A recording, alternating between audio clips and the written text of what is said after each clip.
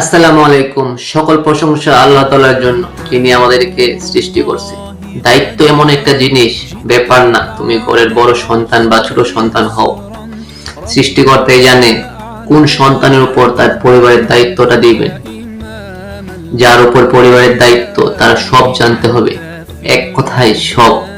বাবা মা, ভাই বোন, বউ, সন্তান, ফুফু, সবাইকে সবাইকে তার ন্যায্য হকটা বুঝিয়ে দিতে হবে। খেয়াল রাখতে হবে, অহংকার করা যাবে না।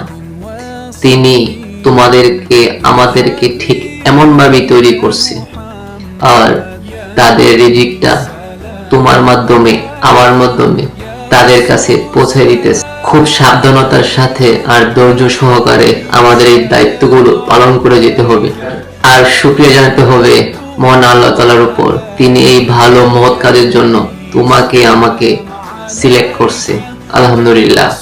আসসালামু আলাইকুম, সবাই ভালো থাকবেন। রমজান মুবারক। আল্লাহ হাফেজ।